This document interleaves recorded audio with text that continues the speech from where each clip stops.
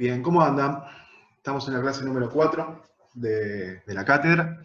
Ya nos metemos en lo que es los ejercicios de fuerza aplicados al deporte. Vamos a tomar como punto de referencia lo que habíamos visto en la clase número 2 de entrenamiento funcional, donde había un punto que decía que en el deporte se trabajaba no los músculos, sino los movimientos que se dividían en patrones y que se podían trabajar de manera separada y la conjunción o la unión de esos patrones terminaban determinando lo que era el gesto deportivo. ¿Sí?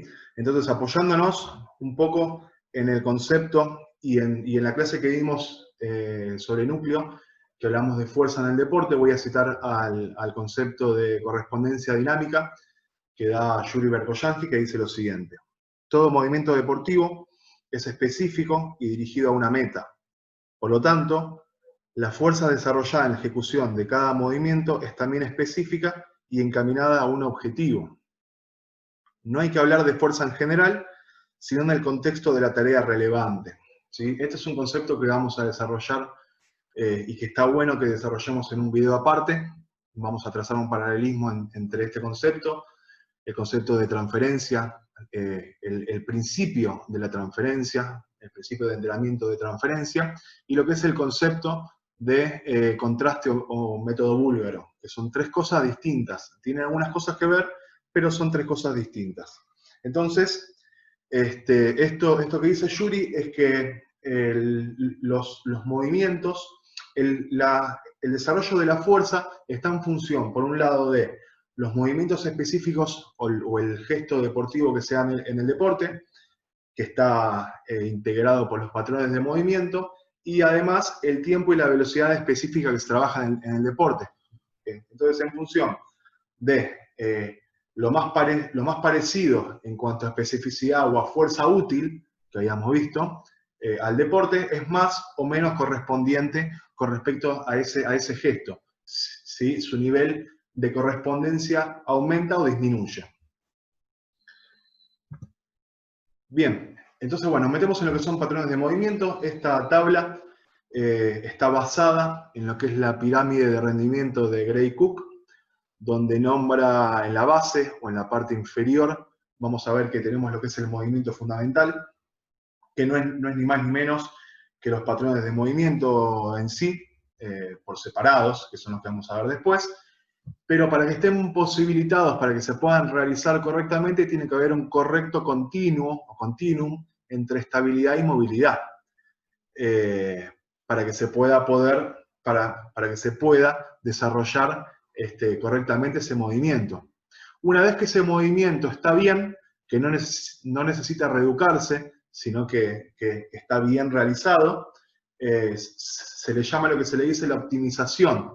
Se optimiza ese movimiento, se le aplica lo que es el principio de aumento progresivo de la carga, se empieza a apoyar sobre capacidades condicionales, y ahí lo nombra como desarrollo de aptitudes físicas básicas, fuerza, velocidad, resistencia, etc. Una vez que el movimiento tiene un cierto aumento progresivo y va mejorando en su rendimiento, se le puede automatizar lo que se le llaman las habilidades específicas del deporte. Creo que sería correcto hacer una comparación entre los principios de multilateralidad que se dan y los principios de especificidad. ¿Sí? Digamos que en la parte alta de la pirámide se le aplicaría lo que es un principio de especificidad, se produce lo que es una repetición hasta que se automatice un gesto deportivo. Y en la parte inferior de la curva, de la pirámide, en la parte de movimiento fundamental, se le dan la mayor cantidad de posibilidades de movimiento posible y todas las variables posibles. Esto es para poder agrandar lo que es el engrama motor, que son las experiencias de movimiento previas que van a hacer que pueda asimilar de la mejor forma movimientos futuros y movimientos más complejos. ¿Sí?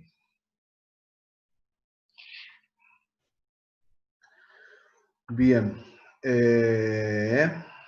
Bien, avanzando, tenemos lo que es la clasificación de los patrones de movimiento. En los movimientos más básicos, los patrones más básicos son empuje y tracción, ambos de tren superior, y lo que sería rodilla dominante y cadera dominante. Como a nosotros lo que nos aboga es el deporte, le agregamos lo que son los transportes, que es la demanda sobre el núcleo, ¿sí? Imagínense que están transportando, trasladando un elemento de un lado hacia otro. Según donde tomemos el elemento, vamos a tener una demanda de una parte del núcleo bien específica. Si el elemento se traslada con los brazos extendidos, por ejemplo, vamos a tener una demanda antiflexora. Si el elemento se traslada sobre una sola mano, ¿sí? Vamos a tener una demanda de anti-inclinación, nos va a tirar hacia abajo. Si llevamos o transportamos un elemento con los brazos sobre la cabeza, vamos a tener una demanda anti-extensora, ¿sí? Y así. Y después lo que son las rotaciones, que son gestos que se dan, por ejemplo, en lo que son los golpeos en boxeo, o los lanzamientos, o los bateos en béisbol o en softball. Y la triple extensión, que no es ni más ni menos que el salto, ¿sí? Que, bueno, yo lo llamaría triple flexo extensión, porque vamos a ver más adelante que en la capacidad de saltabilidad es igual de importante cómo se absorbe esa flexión para poder reaprovecharla y empujar el piso para buscar más potencia de salto, ¿sí? Digamos que la clasificación se divide en estos tipos, ¿sí? Y se da según la dirección, que tiene que ver con la magnitud vectorial que tiene la fuerza, que puede ser aplicada de manera vertical o puede ser aplicada de manera horizontal. Si, por ejemplo, en un empuje de tren superior, tenemos lo que es un empuje horizontal acostado en banco plano y lo que es un empuje vertical, ¿sí? que sería un press de hombro o un empuje de hombros, ¿sí? Y lo que es, por ejemplo, en una cadera dominante, lo que sería un peso muerto, que tiene una magnitud vectorial vertical, ¿sí? Uno trata de pararse y la fuerza se aplica hacia arriba, y lo que sería un empuje de cadera, o un hip thrust, uno está acostado y el empuje de cadera se da de manera horizontal. Esto siempre teniendo en cuenta lo que es la posición anatómica, ¿sí? Bien, también se clasifica según la articulación principal involucrada, y por último, según la articulación que soporta la mayor cantidad de fuerza o torque, si queda el brazo de momento. Bien, vemos en la imagen lo que son las familias. Van a escucharlo nombrar por González Guedes, lo nombra bastante, ¿sí? Lo que son las familias de las tracciones, las familias de los empujes de brazos, las familias de los empujes de piernas, que son las rodillas la dominancia de rodilla, y la familia de las tracciones de brazos, ¿sí? O tren superior, que son los ejercicios comúnmente llamados de espalda, ¿sí? En el medio pone que tiene que haber una observación postural dinámica, que es lo primero que vimos en los ejemplos de FMS y en el video que hizo Manu con respecto al análisis de la sentadilla. Ahí se ve justamente el mismo ejemplo. Y cómo a partir de ahí podemos determinar qué necesidades hay, si hay que reeducar algunos patrones o si los patrones están bien hechos para poder optimizarlos y aplicarle lo que sería un aumento progresivo de la carga. Bien, en el mismo dibujo vemos cómo propone también González Guedes lo que son las progresiones y regresiones. Como cada ejercicio se va facilitando o se va dificultando en función de la necesidad y de la posibilidad de cada uno, ¿sí? Y cómo hace hincapié cada anti o cada núcleo en cada tipo de ejercicio. Bien, dentro de la metodología de la enseñanza de los patrones de movimiento, tenemos lo que es unipodal o bipodal, o lo que sería unilateral y bilateral, que es bilateral hacerlo con 2 manos y 2 piernas, y unilateral es hacerlo con una mano o una pierna, ¿sí? Digamos que en función de que lo hagamos unilateral o bilateral, tiene mayor o menor demanda sobre algún tipo de anti o algún tipo de demanda sobre el núcleo. Se puede trabajar lo que es la utilización de pesos libres, barras, discos, pesa rusa. Se da lo que serían ejercicios compuestos, ¿sí? Que es la sumatoria de dos ejercicios, por ejemplo, una tracción más una sentadilla, lo que sería un incremento o una disminución de la velocidad, y la funcionalidad del ejercicio a desarrollar, ¿sí? Que tiene que ver con la transferencia hacia un objetivo bien en particular. Dentro de la progresión, acá tenemos cuestiones que son bien didácticas, donde vamos a ir de lo conocido a lo desconocido, de lo lento a lo rápido, de lo simple a lo complejo, de lo estable a lo inestable, y ahí hago un parate porque está demostrado científicamente y contrastado que todo ejercicio realizado sobre una base inestable, BAC, sobre una esfera, sobre un BOSU, no tiene una correlatividad directa sobre la aplicación en el gesto deportivo, ¿sí? Sino que estamos creando un patrón de reclutamiento defectuoso, y no es funcional al deporte, porque muy pocos deportes se encuentran sobre un suelo inestable, sino que la inestabilidad se termina dando por una perturbación externa, que puede ser quizás en el handball o en el básquet, estar penetrando hacia el aro o el arco, y al mismo tiempo de estar penetrando o saltando, tener que soportar lo que es un impacto de un compañero, de un contrario que nos está chocando, evitando, ¿sí? ese lanzamiento. Entonces, la perturbación se termina dando, o la inestabilidad se termina dando por una perturbación externa, guiada por un elemento, que puede ser por un elemento o puede ser por otro compañero, ¿sí? Lo que es el peso corporal y el peso añadido, el aumento progresivo de la carga, ¿sí? En función del volumen, la intensidad, la densidad, no solo del peso. Ir de un carácter general a un carácter específico. Esto que habíamos dicho al principio del concepto de correspondencia dinámica de Yuri Berkoyangi. Ejecución técnicamente perfecta, o sea, una vez que la ejecución esté bien hecha, se hace un aumento de la velocidad de ejecución, con lo cual, volviendo un poquito a lo que es la pirámide de rendimiento, ¿sí? Una vez que nosotros logramos lo que es el movimiento fundamental, ¿sí? Correcto, un buen patrón de movimiento, se le aplica una carga, un aumento progresivo, se aumentan los niveles de capacidad condicional, o sea, se aumenta en este caso lo que son los valores de fuerza, y una vez que los valores de fuerza son los óptimos, o son buenos, se los lleva a lo que es la carga específica, a la velocidad y al tiempo específico que nos demanda el deporte, ¿sí? Esto no es ni más ni menos que la fuerza específica, que la fuerza útil, ¿sí? A eso nos referimos cuando hablamos de aumento de la velocidad de ejecución, que es llevar un gesto que ya venimos trabajando a la velocidad demandada por el deporte en cuestión. Bien, y nos vamos a meter ya en lo que son los ejercicios básicos, que son los primeros que vamos a ver hoy, donde corresponden a lo que es una tensión tónica, que tiene las siguientes características. Se trata de vencer una gran resistencia, puede ser estática, puede ser dinámica, ¿sí? La duración es larga, se tiene el tiempo suficiente para poder desarrollar los mayores valores de fuerza posible, ¿sí?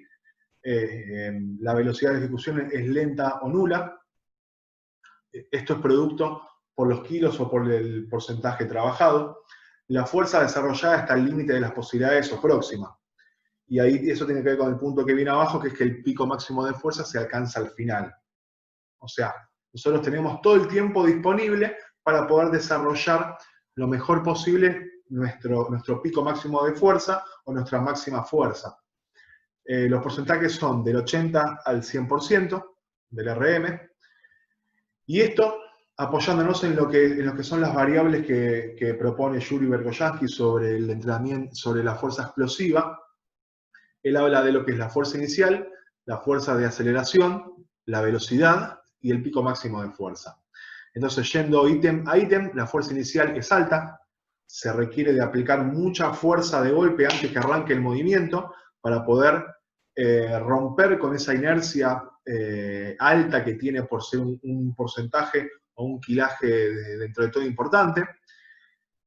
Si esa fuerza inicial es alta, la aceleración comienza a aumentar para que no nos venza los kilos. La velocidad es lenta o baja porque el peso tiene mucha inercia, viene con una inercia que nos va frenando el movimiento, ¿sí? Y el pico máximo de fuerza es alto y se da al final del ejercicio, ¿sí? Bien, el objetivo es el aumento de los valores de fuerza máxima y la coordinación intra e intermuscular, ¿sí? Digamos que estamos empujando el techo hacia arriba. Esto, desde afuera, si bien se ve que la velocidad es baja, la intención o la intencionalidad de mover la barra, por ejemplo, en una sentadilla, es la máxima posible, ¿sí? Con lo cual, ahí trazamos la diferencia o despejamos la duda de que la fuerza explosiva se puede dar con cargas altas y cargas bajas siempre y cuando la intencionalidad sea de mover la barra lo más rápido posible. Bien, y ahí arrancamos con lo que son empujes. Y hoy nos metemos en lo que son empujes de tren superior. Antes de arrancar a desarrollar, vamos a aclarar que la idea no es explicar todas las técnicas habidas y por haber, sino las que son más comúnmente utilizables en el deporte, ¿sí? Justamente para trabajar lo que es el patrón de movimiento y no para desarrollar un músculo en cuestión, ¿sí? Entonces, en ese caso quizás las variables son mucho menores, o sea, las variantes son mucho menores de las que se pueden llegar a dar en una planificación culturista, ¿sí? O en una planificación que tenga como fines cuestiones estructurales y no funcionales. Bien, nos metemos en lo que es el empuje horizontal, press plano. La técnica es acostado, creo que es el ejercicio de los más populares, de los más conocidos, acostados de cúbito dorsal con la espalda completamente apoyada, ¿sí? El agarre es un poco más abierto que ancho de hombro. Si bien la espalda está apoyada, la columna lumbar tiene que tener su curvatura, ¿sí? Con lo cual, cuando uno empuje, tiene que evitar la hiperextensión. O sea, es un ejercicio que tiene demanda antiextensora. En el descenso los codos deben apuntar hacia atrás y hacia los costados, ¿sí? No hay que generar lo que se llama abducción, no hay que llevar la barra al cuello, hay que tratar de llevarlo un poco más abajo, ¿sí? Casi a la altura de las tetillas, y los codos tienen que estar cerrados y apuntando hacia atrás y hacia los costados. Las muñecas deben estar extendidas completamente. Se debe realizar el ascenso y el descenso completo. Siempre trabajamos sobre el rango de movimiento articular completo, ¿sí? Es la primera forma o la forma primaria de trabajar lo que es la flexibilidad. Hacer el ejercicio con su rango correspondiente completo, ¿sí? En todo caso, veremos si no se completa el rango completo por una patología. En ese caso habría que analizar y reeducar ese patrón. La barra se debe apoyar en el esternón, en este caso incluso está un poquito más abajo. Tiene que haber un bloqueo de codos cuando sube, ¿sí? Cuando la barra se extiende, cuando estamos extendiendo los brazos y la barra está subiendo, los codos tienen que extenderse totalmente, tienen que bloquearse esos codos. Y en el ascenso se realiza lo que sería la J invertida, así que es que subo y llego un poquito hacia atrás, o sea, visto de costado se da lo que es una J invertida. Realizar una rotación externa de brazos, intentar doblar la barra, esto que para algunos lo nombran como press plano con torque, no es ni más ni menos que además de agregarle un torque extensor de los brazos, ¿sí? Agregamos un torque rotacional, ¿sí? Para poder incluir dentro del ejercicio en un plano transversal y incorporar los músculos que corresponden a esa rotación. Dentro de los errores tenemos levantar la cadera y espalda del banco, cuando estamos empujando, sobre todo. Flexionar o hiperextender las muñecas. No realizar el recorrido completo. Acortarlo, ¿sí? Y apoyar la barra más cerca de las clavículas. Esto era lo que decíamos antes de llevar los brazos en abducción, ¿sí? Causando posiblemente muchos dolores de hombro en este caso. Bien, avanzamos. Dentro de las variantes de los empujes tenemos el mismo ejercicio, ¿sí? Con agarre estrecho, con mayor incidencia sobre los tríceps. ¿Sí? Tenemos lo que es un empuje inclinado, y un empuje declinado. El inclinado es un plano bastante similar a lo que sería un empuje vertical, es llevarlo un poquito más atrás, y el plano declinado, la cabeza queda por debajo de la cadera, visto de costado. Y después tenemos lo que son empujes con mancuernas, que puede ser bilateral y unilateral. Si estamos trabajándolo de manera unilateral, además de trabajar lo que es el empuje, ¿sí? Y de que la demanda sea antiextensora, estamos trabajando sobre una demanda antirrotacional, porque la idea es, cuando bajo, no rotar, y cuando subo, no rotar. Entonces, evitamos la hiperextensión y las rotaciones.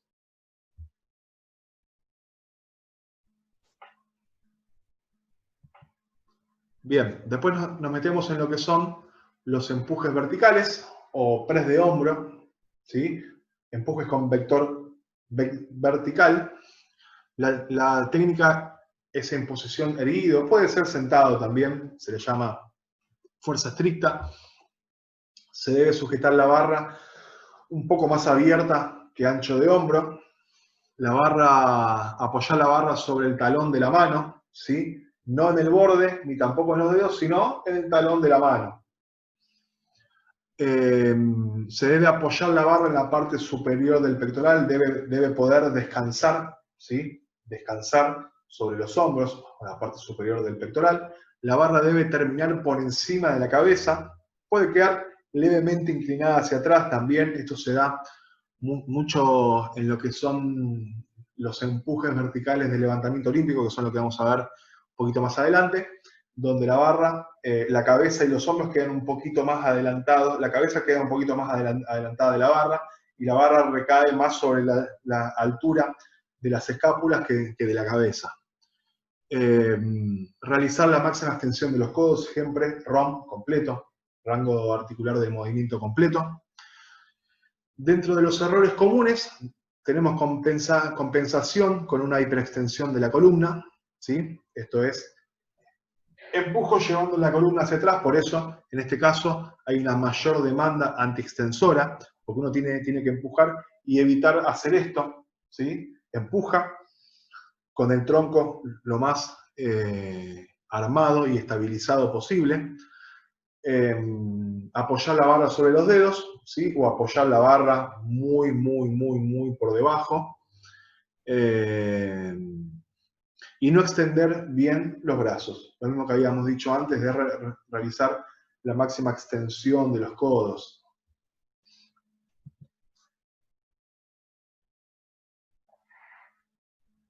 Dentro de las variantes tenemos lo que se llama fuerza estricta, que es sentado sin respaldo, ¿sí? También se puede realizar sentado sobre un respaldo. En función de hacerlo con o sin respaldo, tiene mayor demanda antiextensora, ¿sí? Si uno no tiene un respaldo atrás, tiene que hacer más fuerza para no irse hacia atrás. Después tenemos lo que es press de hombro con mancuerna, que puede ser bilateral, ¿sí? A 2 brazos, o unilateral. En caso de que sea unilateral, ¿sí? Además de una demanda antiextensora, estamos evitando cuando empujamos la inclinación lateral. Entonces uno empuja verticalmente, evitando la hiperextensión y evitando al mismo tiempo la inclinación lateral. Entonces tiene una doble demanda sobre el núcleo.